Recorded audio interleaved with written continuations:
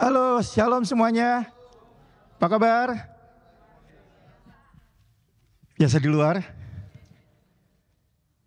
Oke, hari ini saya akan membawakan sebuah kisah, ya salah satu kisah, dan tokoh ini adalah tokoh utama dari seluruh Alkitab.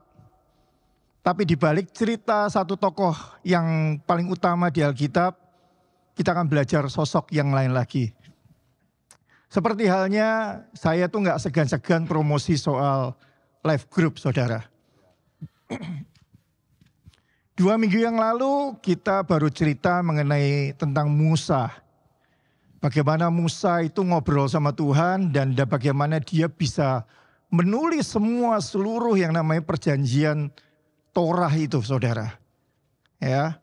Kenapa kok Tuhan bisa memilih Musa dan Musa bisa nulis? Dan gimana caranya Musa kok bisa nulis? Bagaimana Musa kok bisa dapat pengetahuan yang begitu luar biasa? Nah, minggu lalu kami baru cerita mengenai Kain dan kehidupannya.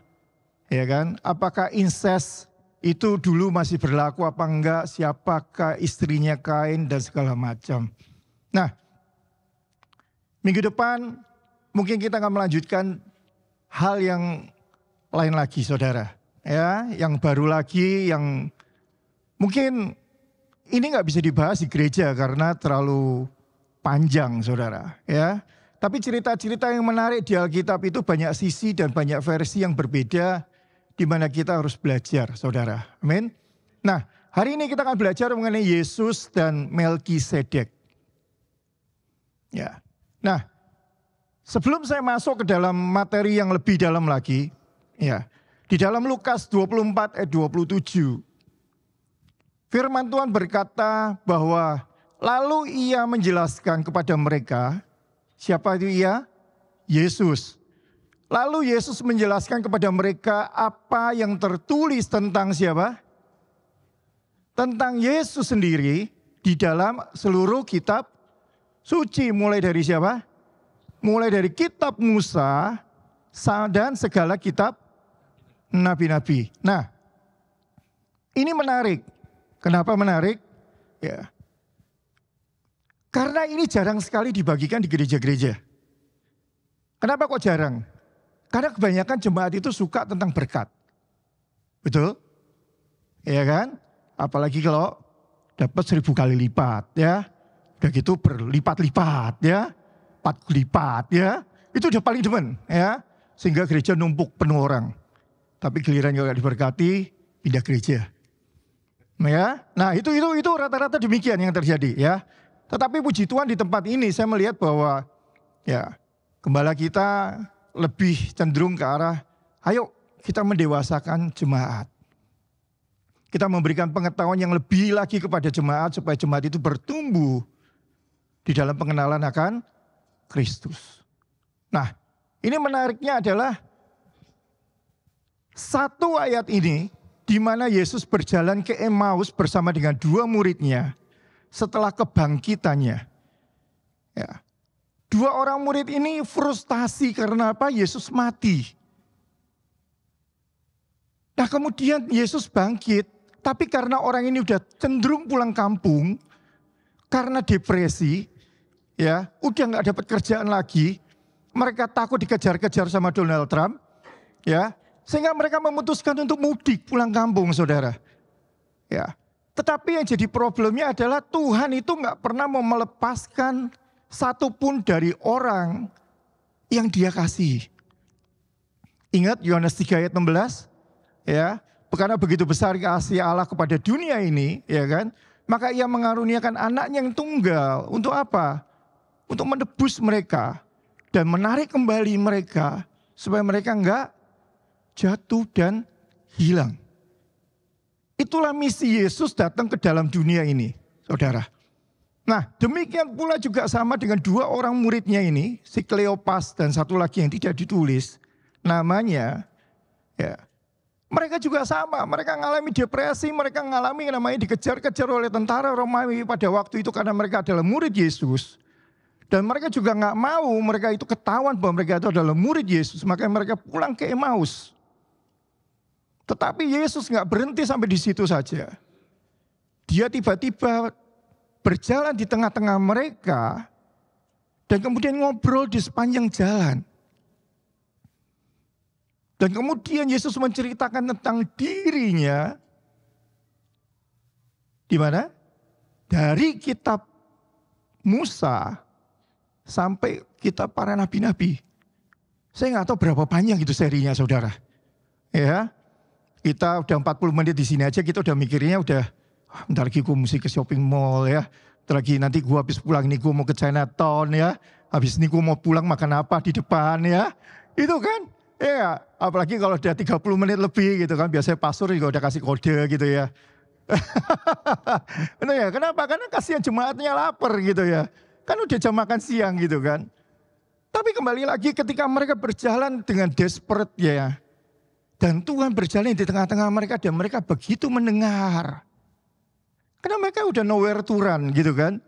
Mereka juga udah gak ada istilahnya alasan untuk mereka untuk, lu siapa sih? Gitu ya. Lu annoying banget sih, lu cerita apa sih gitu ya.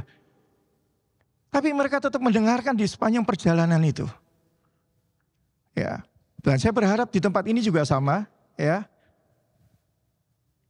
kita akan mendengarkan di sepanjang sesi ini, oke? Amin. Jangan ada yang tidur, amin. Ya, kalau ada yang tidur, saya akan panggil namanya, ya. Ku panggil namamu, ya. Saya kelihatan semua di sini, walaupun agak digelapin gitu ya. Tetapi enggak, ya. Saya percaya di sini jemaat luar biasa. Amin. Itu cuma ada di kutub utara sana, di bagian pedalaman sana ya, di bawah jurang dikit itu di situ ya. Oke, kita lanjut. Nah, Yesus mengajarkan tentang dirinya, maksudnya apa? Nah, di dalam bahasa Yunaninya itu disebut theophany. Apa? Theophanis. Di dalam bahasa Yunani theophanis itu disebut appearance of God. Penampakan tentang Tuhan atau manifestasinya Tuhan. Ya, theo artinya Tuhan, phanis artinya reveal atau menyatakan tentang dirinya. Nah, di dalam kekristenan itu mereka lebih cenderung ke arah manifestasi daripada Yesus itu sendiri. Nah, maka dari itu saudara, kalau kita berbicara mengenai Alkitab, Yesus itu nggak pernah ngomongin soal materi yang berlimpah-limpah. Tapi Yesus hanya memberikan yang namanya janji keselamatan yang akan diberikan melalui anaknya yang tunggal. Karena apa? Karena Ayub sendiri berkata bahwa aku datang tidak bawa apa-apa, pulang tidak bawa apa-apa. Anda bisa bayangkan ketika orang yang meninggal dunia, walaupun di dalam Kristus maupun tidak di dalam Kristus, mereka hanya di dalam satu kotak, betul? Lebarnya cuma 1 kali 2, betul lah. Apakah mereka bawa emas dan bawa dolar? Enggak. Pakaian mereka juga akhirnya dibakar, betul? Kalau yang dikremasi. Yang dikubur juga sama, akhirnya juga jadi debu tanah juga. Benar ya? Walaupun pakainya, masa mereka meninggal dikasih Louis Vuitton? Ya kan sama aja kan mubazir kan, mendingan buat yang hidup toh. Ya kan? Ya. Nah itu kan. Akhirnya apa? Akhirnya apa yang mereka pakai pun juga akhirnya hilang lenyap. Ya, bukannya kita tidak boleh menikmati, boleh. Gitu kan. Nah, kita perlu bersyukur bahwa Alkitab itu adalah Alkitab yang kita punya itu Alkitab yang luar biasa. Kenapa sih? Nah, tahun 1946, setahun sebelum Israel merdeka, ya, itu orang-orang Israel, para arkeolog, itu tiba-tiba mereka pergi ke Qumran dan mereka menemukan banyak sekali di sana ada goa-goa. Ya, itu kemungkinan besar ada 11 goa dan di goa yang ke-11 itu mereka menemukan yang namanya gulungan-gulungan kitab. Ya, Bisa dikasih lihat slide-nya. Ya, gulungan-gulungan kitab itu Qumran itu panas, saudara. Ya, puji Tuhan saya pernah ke sana dan saya juga ngelihat itu dari jauh ya, bukan dari dekat, gua-guanya. Itu dari kejauhan ya, kita nggak bisa masuk ke dalam goanya. Ya. Tetapi kami melihat itu tayangan filmnya itu dari 4D ya. Itu bagaimana mereka masuk ke dalam gua, mereka mencari yang namanya Dead Sea Scroll atau gulungan kitab dari Laut Mati. Dan luar biasanya adalah tahun 1946, sekitaran segitu, Anda bayangin 2000 tahun, mereka menemukan seluruh kitab-kitab Musa dan kitab para nabi utuh. Anda bisa bayangin? Itu pada waktu 2000 tahun yang lalu, itu adalah sebuah kelompok yang namanya kelompok Eseni. Itulah kelompok yang memisahkan diri dari para kaum Farisi dan kaum Saduki. Karena di bait Allah pada waktu itu begitu korup, ya, sehingga mereka memberontak dan mereka melawan ketidakadilan, mereka melawan korupsi yang besar-besarnya di bait Allah pada waktu itu, sehingga mereka akhirnya memutuskan untuk tinggal di goa-goa. Dan ketika mereka tinggal di goa-goa, mereka menulis ulang seluruh kitab-kitab Musa dan kitab para nabi. Dan Anda bisa bayangkan apa yang mereka tulis itu sampai 2000 tahun. Tidak rusak, saudara. Ya. Waktu itu kami berdua sempat pergi ke perpustakaan juga. Dan kami melihat beberapa artefak-artefak yang namanya kayak guci-guci, tempat-tempat penyimpanan daripada scroll-scroll itu. Ya. Nanti semoga ya, kalau bilnya udah disahkan ya, kita berdoa, amin. Ya, kalau bilnya udah disahkan, kita bisa apply ya, dapat keluar masuk Amerika bebas gitu ya. Kita minta Pak Rosid pimpin tur ke Israel ya, amin. Ya, iya.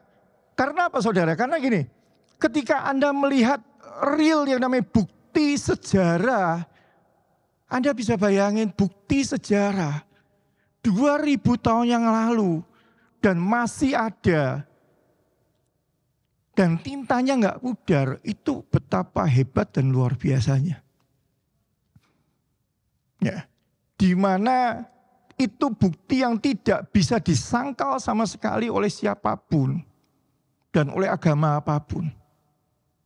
Anda bisa bayangkan, memang pada waktu itu hanya satu kitab yang nggak ditemukan, kitab Ester. Ya, tetapi setelah beberapa tahun kemudian kitab Ester ditemukan juga. Dan Anda bisa bayangkan ya, betapa dahsyatnya Tuhan kita itu. Ya, Anda bisa bayangin begitu lama udah punah, tiba-tiba bukti sejarahnya keluar semua. Ketika Israel merdeka, itu semua ditampilkan semua. Memang pada waktu itu kami tidak boleh foto karena namanya perkamen, ya, itu kalau kena blitz langsung ya hancur. Ya, enggak boleh. Jadi kita enggak boleh foto sama sekali. Nah, mereka ditaruh di sebuah kayak tempat gitu, dikasih kaca, itu suhu udaranya semua diatur, disetel. Musim panas sekian, musim dingin sekian, semua suhunya diatur. Sehingga apa? Sehingga kelembapan daripada perkamen itu tetap utuh dan tidak rusak sama sekali. Nah, itu bukti dari keluar biasanya Tuhan. Oke, nah sekarang kita akan mulai masuk ya ke dalam materi utama. Saya nggak tahu apakah ini cukup waktunya. Kalau tidak cukup, datanglah ke live group. Ya, amin. Amin, cuma berapa orang ya? Kayaknya nggak yakin semua. Aduh, di live group kayaknya apa yang dibahas gitu ya? Gosip doang gitu ya kali ya. Nah, kita akan mulai khotbah kita hari ini. Tadi baru prolog ya. Kejadian 14 ayat 14. Ketika Abraham mendengar bahwa kemenakannya tertawan. Siapa kemenakannya? Lot. Ya. Maka dikumpulkannya semua orang di dalam perkemahannya, yakni yang pandai berperang. Sebanyak berapa? 318 orang. Lalu mengejar berapa raja? 4 raja sampai ke kota Dan. Di situ Abraham membagi orang-orangnya atas beberapa kelompok, menyerang musuh pada waktu malam dan mengalahkan mereka. Ia mengejar mereka sampai ke Hoba, ke sebelah utara Damsyik. Ayat 16, dan Abraham berhasil merebut kembali barang-barang yang telah dirampas, juga Lot dengan segala harta bendanya, dan para wanita dan tawanan lainnya. Nah, ini cerita bermula sebelum Yesus tadi saya masuk ke Melkisedek. Ya, cerita ini adalah cerita Abraham. Abraham ini waktu itu namanya pisah sama Lot, betul? Abraham tinggal di Kanaan, Lot pindah ke Sodom. Ya, nah nanti kisaran ceritanya akan saya ceritakan pada waktu di live group, ya. Makanya datang ke sana, ya. Nah, slide berikutnya saya akan skip di sini ya, supaya Anda penasaran, ya. Sesudah mengalahkan Raja Kedorlaomer dengan raja-raja sekutunya Abraham kembali. Anda bisa bayangin, cuma modal 318 orang. Abraham berhasil mengalahkan berapa raja? 4 raja. Padahal sebelumnya itu 4 raja itu ngalahin Raja Sodom, Raja Gomora, dan beberapa raja-raja lainnya. Anda bisa bayangin betapa saktinya Abraham. Betul ya? Kalau Anda suka cerita silat ya, Anda suka cerita strategi, saya nggak tahu waktu itu Sun Tzu ya, Manual War Arts gitu ya. Itu kan sakti banget itu yang China punya ya nggak? Tapi ini Abraham lebih sakti lagi, serius. Saya nggak tahu dia belajar strategi dari mana, tapi dia bisa ngalahin yang namanya raja-raja. Padahal dia sendiri bukan raja. Ya. Nah, orang-orang yang ikut sama dia pun bukan tentara yang dilatih secara khusus, cuman pandai perang. Ya, modalnya dikit, hampir sama kayak Gideon. Ya kan, modalnya berapa ratus orang? 300. Ya. Lalu Raja Sodom menyongsong dia ke lembah Syawe yang disebut lembah raja. Nah, ini ayat menarik. Ayat 18. Melkisedek, Raja Salem, yang juga menjabat imam Allah yang maha tinggi, membawa roti dan anggur. Untuk siapa? Abraham. Ini orang itu tiba-tiba muncul. Bahasa Jermannya ujuk-ujuk. Ya, ini orang tidak pernah ditulis sebelumnya. Orang ini tidak pernah diceritakan sebelumnya. Bahkan di sepanjang masa dari perjanjian yang namanya langit dan bumi diciptakan sampai masa Abraham waktu itu.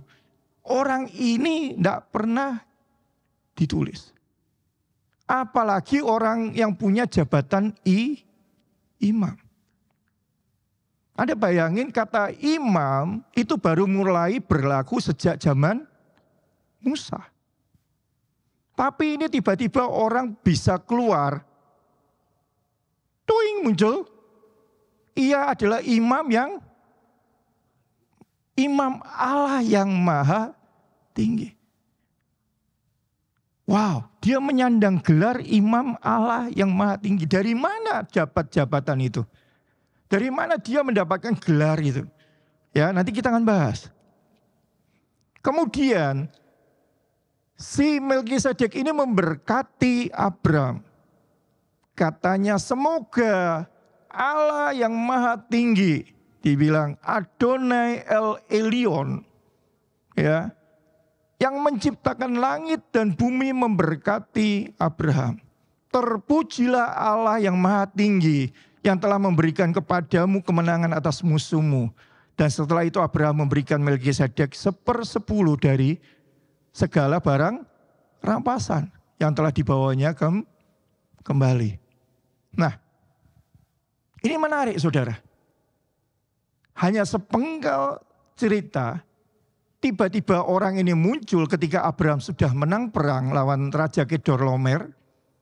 Kemudian dia memberikan berkat. Allah yang maha tinggi. Wow. Itu kalau di zamannya Yesus langsung bisa dihujam gitu ya. Langsung dilempari batu. Kenapa? Ini orang menghujat. Kok tiba-tiba dari mana? Kamu bukan dari suku Lewi. Kamu dari suku apa? Sukunya juga belum ada waktu itu. Karena kan, ya kan? Yakub belum lahir, ya kan? Gitu loh. Nah, yuk kita kembali ke slide berikutnya. Siapakah Melkisedek? Ya. Ada sisipan di antara, ya kan tadi ayat itu, ya kan? Seorang raja Salem yang bawa roti dan anggur. Ingat cerita minggu lalu? Siapa yang hadir minggu lalu? Oh, yang lainnya nggak ada? Oh, yang lainnya tidur kemarin. Invisible atau datang semua nih, ya. Bawa roti dan anggur. Minggu lalu ingat Bugem cerita mengenai apa? Abigail waktu dia ketemu Raja Daud dia bawa apa? Roti dan anggur, walaupun sepenggal khotbah terakhir gitu ya. Betul? Ya, sekilas gitu kan. Saya pengen tahu ya, pada hafal semua luar biasa. Ya. Nah, kemudian Melkisedek ini muncul kembali waktu di zaman Daud. Ya, kemudian Mazmur 110 ayat 1 sampai 4. Siapakah Melkisedek?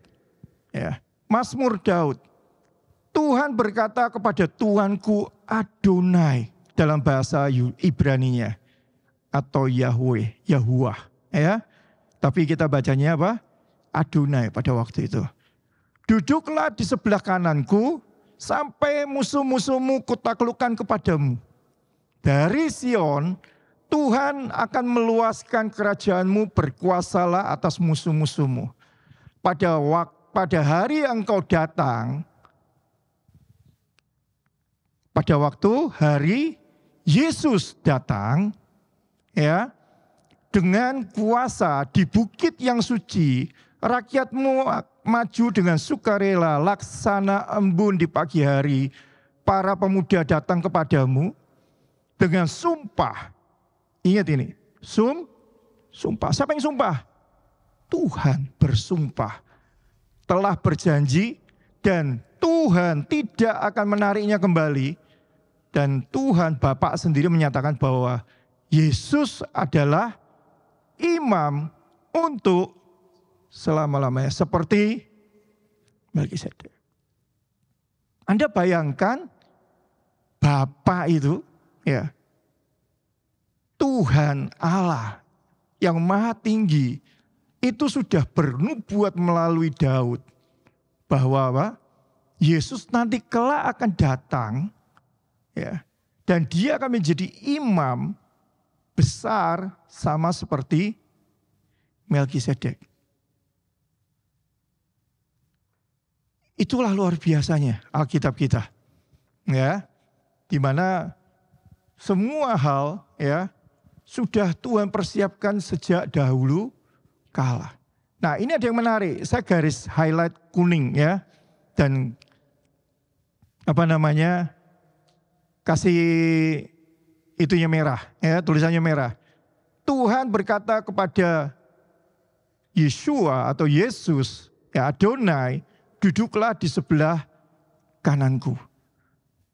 Kenapa kok kita bisa tahu bahwa itu adalah Yesus? Dan kalau kita baca di Matius 26 ayat 62 sampai 65.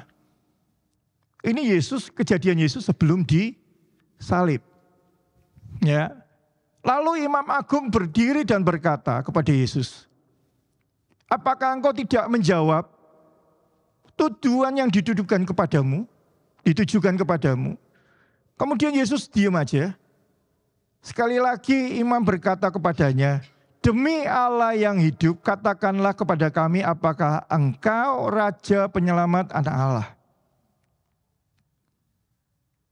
Karena Yesus tahu waktunya akan tiba. Betul? Dia harus naik ke atas kayu salib. Dan kemudian Yesus berkata apa? Begitulah katamu. Dia mengiyakan apa yang dikatakan oleh si imam besar agung. Padahal ayat-ayat sebelumnya kalau kita baca di Matius 1 sampai ayat 25, Yesus itu enggak pernah mengiyakan apapun. Yang menyatakan tentang dirinya adalah anak Allah. Oke?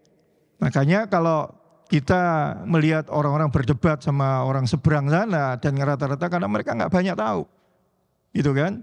Oh iya ya, Yesus nggak pernah menyatakan dirinya anak Allah ya. Terus kita pindah agama gitu ya, so easy banget gitu ya. Nah, begitulah katamu, tetapi percayalah apa? Mulai saat ini kalian akan melihat apa? Manusia, anak manusia yang duduk di sebelah kanan Allah yang maha kuasa, yang datang di atas awan di langit. Ayatnya sama gak? Sama gak tadi sama Mazmur 110 ayat 1? Betul? Apa yang dinubuatkan di kitab Mazmur, itu kemudian Yesus perkuat. Ya, gua akan duduk di sebelah kanan. Itu yang diomongin oleh Mazmur. Dan ketika dia berbicara seperti itu, imam besar tahu nggak? Imam besar tahu nggak? Udah pasti tahu. Orang dia ahli Farisi, tiap hari bacanya kitab suci ya. Kitab Mazmur itu udah kayak, mungkin udah kayak matematika 1 kali 1, 1 ya, 1 tambah 1, 2 kali ya. Nggak perlu diajarin lagi, itu udah muncul di atas kepala dia. Begitu tahu, wah ini kan yang diomongin Mazmur 110 ayat 1. Wah dia apa? Menghujat Allah. Karena apa? Karena dia menyatakan dirinya bahwa dia itu adalah orang yang ditunjuk oleh Allah. Dia adalah orang yang dinyatakan oleh Mazmur Daud yang waktu itu Tuhan Allah yang menyatakan bahwa ada seorang Adonai yang akan duduk di sebelah kanan Allah Bapa. Wah, Yesus menyatakan dirinya adalah Adonai itu. Ini menghujat. Karena apa? Karena dia menyatakan dirinya bahwa dia adalah Adonai. Wah, enggak boleh ini, ya kan? Udah enggak perlu saksi katanya ya. Kamu sudah mendengar sendiri kata-kata yang menghujat Allah. Udah, selesai udah, ya kan? Nah, tetapi bukan soal cerita itunya yang saya mau bahas, gitu kan? Tetapi ini adalah cerita yang dimana kata yang duduk di sebelah kanan Allah Bapa itu tadi, itu adalah orang yang sama yang dikatakan oleh Daud tadi. Bahwa ia adalah menjadi imam besar. Karena gini loh, Yesus itu lahir dari Maria. Betul? Dia adalah orang yang beribu tapi tidak berbapa. Tapi kalau kita mengacu kepada garis keturunan daripada Israel, walaupun dia adalah anak angkat atau anak adopsi, dia berhak menyandang gelar Yesus adalah anak Daud atau Yesus adalah keturunan Daud. Daud adalah dari suku Yehuda. Nah, suku Yehuda itu tidak boleh menyandang yang namanya gelar imam. Karena Yehuda adalah raja-raja. Apalagi dari keturunan ibu Yusuf, tidak boleh lagi. Ya kan? Karena imam itu adalah harus lahir dari keturunan Lewi. Tidak boleh, ini dasar ayatnya mana? Dasar keimamannya dari mana? Tetapi kembali lagi bahwa Tuhan menyatakan bahwa, ya kan, ini kamu harus belajar dari apa? Keimaman Melkisedek. Ya, yuk lanjut. Ya, nama Melkisedek muncul dalam Mazmur 110 ayat 4. Engkau adalah imam untuk selama-lamanya menurut Melkisedek. Nah, menurut Mazmur 110 ayat 1 sampai 7, nubuatan tentang Mesias itu kita bisa lihat itu banyak. Tetapi nama Melkisedek itu hanya muncul 12 kali dalam Alkitab. Ya, nanti Anda baca sendiri di rumah, Anda cari tahu, ya nanti kita bahas di live group. Ya. Nah, arti kata Melkisedek itu adalah kata Melkisedek, raja kebenaran. Ini sebuah gelar, ya, bukan nama pribadi. Ya, karena kata sadek itu adalah kebenaran. Ya. Nah, ia dirujuki Raja Salem. Atau namanya apa? Shalom. Ingat ada lagunya, seorang anaklah lahir di dunia, seorang putera diberikan. Betul? Lambang pemerintahan ada di... Terus? Namanya disebut orang penasehat ajaib, rala yang perkasa, betul? Raja damai, ya. Nah, Yesus itu disebut Raja damai. Melkisedek Raja Salem. Ya, seorang imam Allah yang maha tinggi, El Elyon. Ya. Nah, menurut Ibrani 7 ayat 10, ya, sebab Melkisedek adalah Raja Salem dan imam Allah yang maha tinggi, ia pergi menyongsong Abraham. Setelah itu ia memberkati. Ya. Nah, yang ketiga ini unik, saudara. Ini waktu itu Bu Nevo juga menanyakan hal ini juga. Waktu di live group, ya. Ia tidak berbapak, ia tidak beribu. Tidak bersisilah, harinya tidak berawal, dan hidupnya tidak berkesudahan. Karena ia dijadikan sama dengan anak Allah. Ia tetap menjadi imam sampai selama-lamanya. Nah, kadang-kadang gini saudara, di dalam bahasa Ibrani itu ada sebuah idiom. Ya, dan idiom ini tidak bisa diterjemahkan secara huruf per huruf. Atau kata per kata. Dan kita harus melihat idiom ini, itu harus dilihat secara utuh.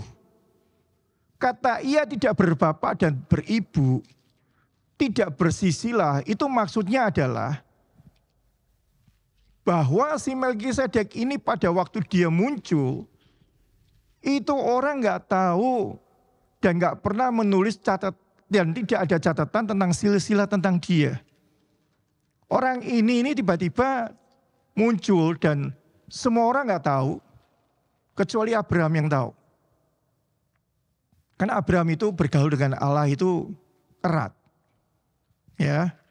Dan kemudian Melkisedek ini boleh dibilang apa ya? Memang orang ini misterius, ya, sehingga tidak ada catatan khusus mengenai dirinya. Nah, ini seringkali pendeta juga banyak terjebak dengan hal ini. Orang Kristen juga sama terjebak dengan hal ini. Anda bayangkan Yesus dibandingkan oleh Melkisedek. Yesus lahir tidak berbapak, betul? Dan Anda anggap itu sebagai Tuhan, betul ya? Kan bukankah kita bilang bahwa Yesus itu sakti, betul ya? Dan kita jadikan dia Tuhan. Kemudian mereka menanyakan, kenapa bukan Melkisedek yang Anda jadikan Tuhan? Loh betul loh. Bukankah dia lebih hebat daripada Yesus? Loh betul? Betul nggak? Yesus lahir dari perawan Maria, setidak-tidaknya lahir dari perut manusia. Betul? Tapi Melkisedek, dia lahir dari mana juga tidak ada yang tahu. Bahkan dia tidak punya bapak, dia tidak punya ibu, ya kan? Bahkan dia juga tidak punya awal. Dia tidak punya akhir, betul? Dia lebih sakti dari siapa? Dari Yesus. Nah itu akhirnya banyak yang murtad tuh gara-gara itu. Pindah agama. Mereka mengiyakan, oh iya ya ternyata Melkisedek lebih keren daripada Yesus. Gitu kan.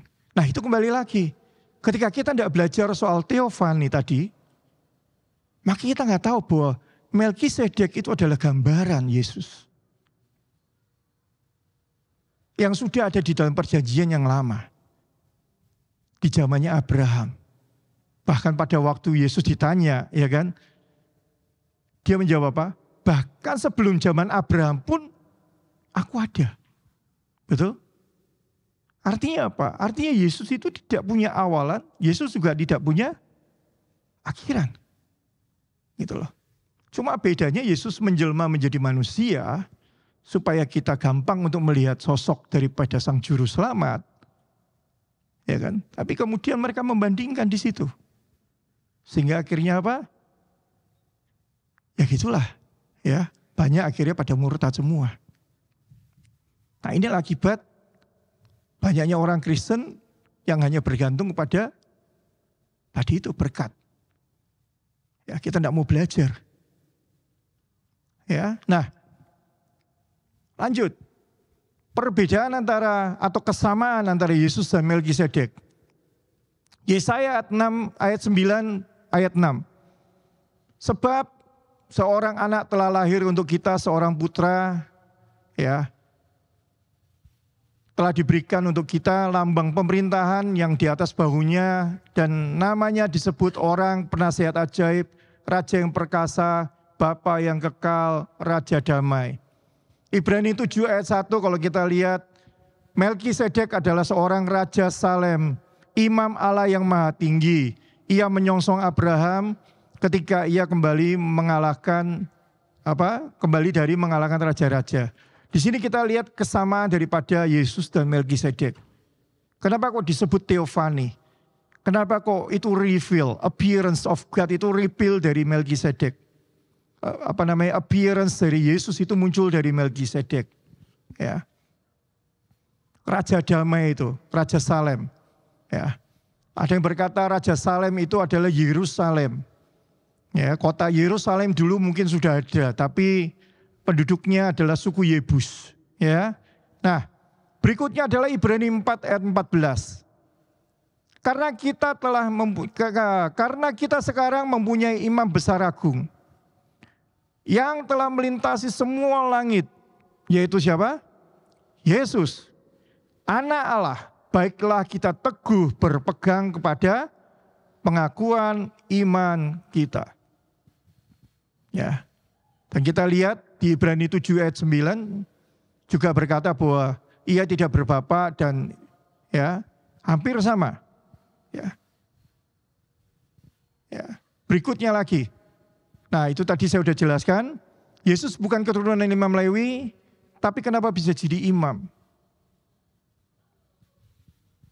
Karena keimaman itu haruslah lahir dari Lewi. Makanya kenapa orang-orang yang namanya Saduki, Farisi itu juga marah besar. Karena Yesus diberikan gelar itu juga. Ya. Nah, Ibrani 7 ayat 17. Disinilah hal yang dimana Yesus tidak bisa dibatalkan keimamannya. Kenapa? Karena Tuhan sendiri yang telah bersumpah. Ya. Sebab tentang dia diberi kesaksian engkau adalah imam untuk selama-lamanya menurut Melkisedek. Jadi ketika ada orang-orang Farisi atau Saduki atau bahkan seorang yang namanya orang Israel yang mempertanyakan, kok bisa Yesus diberikan yang namanya apa? Gelar imam. Oh ya bisa. Oh Melkisedek adalah orang nowhere, ya kan? Orang yang gak jelas asal-usulnya juga bisa diberikan imam. Kenapa Yesus gak bisa? Gitu kan? Tetapi menurut daripada kitab Mazmur Daud, Daud menuliskan bahwa Allah sendiri bersumpah. Dan sumpah itu tidak bisa dibatalkan oleh manusia apapun. Walaupun jabatannya adalah imam besar, agung itu sendiri. Ya. Nah ini menariknya. Ya, lihat di Mazmur 110 ayat 4. Gitu ya. Anda bisa bayangkan ketika Allah sendiri bersumpah. Ya kan? Siapa yang bisa lebih tinggi dari Allah? jabatannya, betul? Ya kan? Semua imam di bumi ini pada waktu itu hanya dilantik dan disahkan karena dia punya keimaman Lewi. Mereka bisa dibatalkan ketika mereka melakukan sebuah kesalahan. Gitu ya. Tapi Yesus tidak bisa. Siapa yang berani kutak-kutik gelarnya? Ya kan? Nah, berikutnya. Ini yang menarik, gitu kan? Hampir semua kitab ya, dari kitab Kejadian bahkan Kejadian 1 ayat 1 pun gitu ya. Itu sudah menulis tentang nubuatan kematian Yesus di atas kayu salib. Ya. Dan Melkisedek ini pun juga sama.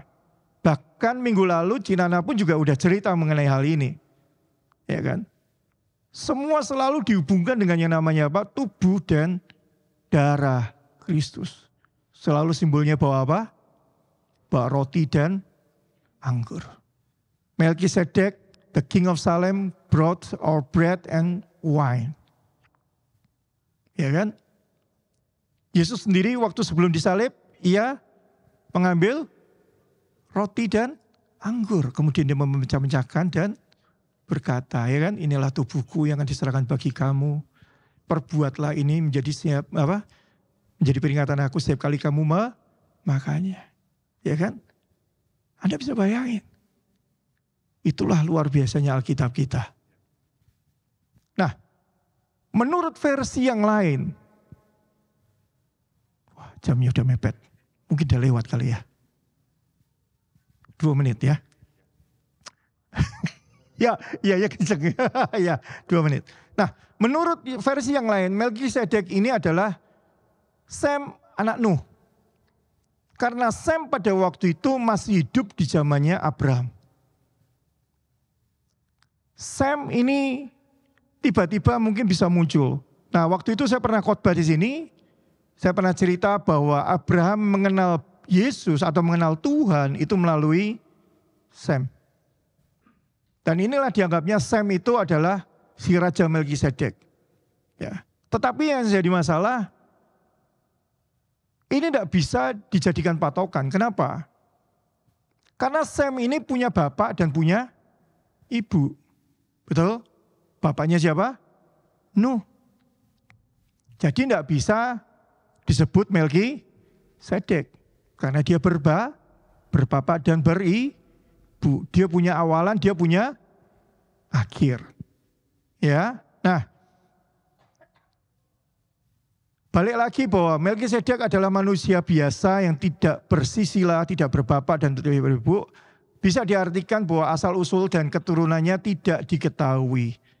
Tetapi ia dianggapnya orang yang luar biasa sehingga menjadi tipologi daripada Kristus.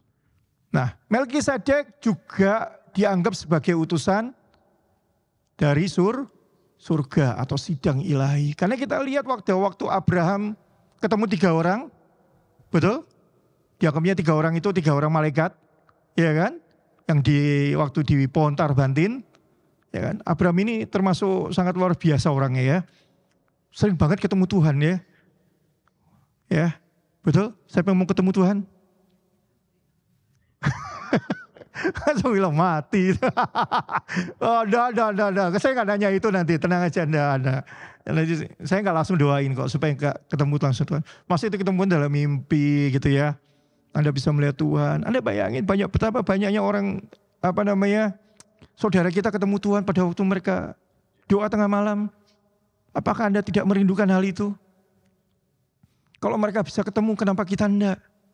Betul? Saya ngiri banyak orang Kristen kenapa enggak bisa ketemu seperti itu gitu ya. Betul ya? Kenapa enggak banyak kesaksian gitu loh, lagi doa tengah malam gitu ya. Terus ketemu Tuhan. Soalnya orang Kristen kalau tengah malam enggak pernah berdoa. Ada tidur semua soalnya ya. Pulas semua ya. Itu lagi mimpi indah itu ya. Nah, Melkisedek juga adalah sebuah teofani yang menampilkan Kristus dari prainkarnasi. Seperti halnya terjadi ya kan waktu malaikat Tuhan ketemu Abraham. Ya. Oke. Nah, kita lihat bahwa hari ini kita belajar banyak. Ya. Saya tahu hal ini Tidak khotbah seperti biasanya yang wah bagaimana implikasi kita dalam kehidupan kita. Tetapi ini yuk kita menjadi bukti bahwa Allah kita adalah Allah yang hidup. Yesus itu bukan dongeng. Yesus itu bukan cerita nenek moyang. Tapi Yesus itu adalah betul-betul ada dan eksis. Ya kan?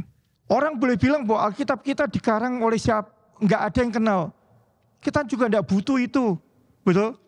Tapi kita bisa melihat semua kitab-kitab yang ditemukan di Qumran pada waktu itu kita bisa menunjukkan bahwa betapa hebat dan luar biasanya Tuhan kita. Tidak layak kita cuma hanya berdasarkan apa kata orang. Ya kan? Mereka menghakimi kitab kita dan kemudian kita pindah. Itu betapa konyolnya dan dangkalnya. Ya kan? Sekarang kalau kita melihat bahwa banyak orang berkata bahwa di Alkitab kamu tidak pernah ngomong bahwa Yesus itu adalah anak Allah. Atau bahwa dia adalah Allah. Ya kan? Dan sembahlah aku. Katanya. Dengan begitu toh banyak orang Kristen pindah. Gitu kan? Kenapa enggak kita balik? Ya kan? Ketika Yesus ya dia juga tidak perlu menyatakan bahwa dia Allah. Orang kenyataan dia mati di atas kayu salib kok. Ya kan? Dia mati, dikuburkan, dan bangkit kembali. Dan semua kita bisa melihat histori dan semua sejarah yang ada. Dan bukti dari semua kuburan yang ada. Ya kan? Semua bukti-bukti sejarah yang ada. Dan itu membuktikan bahwa dia hadir di tengah-tengah kita. Gitu kan? Dan kebangkitannya juga nyata. Apakah itu tidak cukup buat kita menjadi dasar yang teguh? Ya kan? Bahkan tidak ada satu nabi pun yang berani berkata bahwa aku adalah yang awal dan yang akhir. Tidak ada satu nabi pun yang sanggup berkata bahwa aku adalah kebangkitan dan hidup. Tidak ada satu nabi pun yang berani berkata bahwa di dalam aku ada jalan. Tidak ada satu nabi pun yang berani menyatakan bahwa nanti di sana kamu akan bertemu sama aku. Tidak ada. Tidak ada satu nabi pun yang bisa berani berkata bahwa apa? Tidak ada yang namanya jalan ke surga tanpa melalui Yesus. Tidak ada saudara, semua nabi mati. Dan tidak ada satupun yang dibangkitkan. Kita boleh lihat semua sejarah para nabi, sejarah para agama. Tidak ada salah satu dari tokoh mereka yang berani mengatakan itu dan ada bukti kebangkitan. Tidak ada. Dan kita cuma satu-satunya agama di dalam dunia ini yang punya Yesus. Dan Yesus itu bangkit. Amin. Nah itu dia. Harusnya kita bangga. Dan kita bisa ngomong kemanapun. Sebelum saya tutup, saya juga cerita di pabrik. Saya punya satu rekan kerja, masih muda, anak 25 tahun. Tiap hari ketika saya ngobrol, saya selalu sisipkan yang namanya firman. Saya selalu kadang-kadang bersiul gitu ya. Kadang-kadang saya nyanyi gitu ya. Saya kadang-kadang selalu saya selipin yang namanya firman. Supaya apa? Gitu kan. Supaya dia mengerti bahwa siapa Yesus itu. Terkadang saya cerita siapa Yesus. Gitu kan. Itulah indahnya di dunia ini saudara. Dan itulah indahnya di Amerika. Kita bebas ngomong ya. Penginjilan saya bebas kemana-mana saya bisa ngomong tentang Yesus. Ya kan. Kalau di Indonesia saya takut gitu ya. Tapi kalau di sini enak sekali. Kita bisa ngomong Yesus itu. Wah. Saya gak cuma ke satu orang. Saya ngomong ke beberapa orang. Siapa itu Yesus? Ke anak-anak muda. Ya kan? Mereka begitu kasihan hidupnya. Mereka tidak pernah kenal Yesus. Kenal Yesus itu siapa? Mereka cuma tahu orang Kristen. Mereka cuma tahu Kristen itu agama. Ketika saya tanya kamu mati masuk mana, mereka juga tidak tahu. Mereka cuma tahunya oh ya surga. Saya cuma tanya, kamu kenal gak yang punya surga? Enggak. Gimana lo bisa masuk surga kalau lo gak kenal sama yang punya surga? Nah, itulah waktunya saya mulai menginjil masuk ke mereka. Di sana mereka diam. Oh gitu ya. Kemudian mereka mikir. Nah di situ saya baru enak ngobrol. Masuk. Saya bisa ajar mereka, kasih pengertian tentang Yesus, siapa Yesus. Ya kan? Ayo, jangan kalah sama yang lain di luar sana. Inilah momennya, saudara. Bawa mereka kembali kepada Yesus. Amin. Ya, yuk kita bangkit berdiri. Kita akan akhiri ibadah kita pada siang hari ini. Bapa, kami sungguh mengucap syukur atas firman yang telah kami dengar, Tuhan. Kami diingatkan betapa kaya, betapa penuh, betapa berlimpah Alkitab yang kami punya dengan hikmat, dengan pewahyuan, Tuhan. Kami berdoa, berikan kami kehausan dan kelaparan akan firman Tuhan.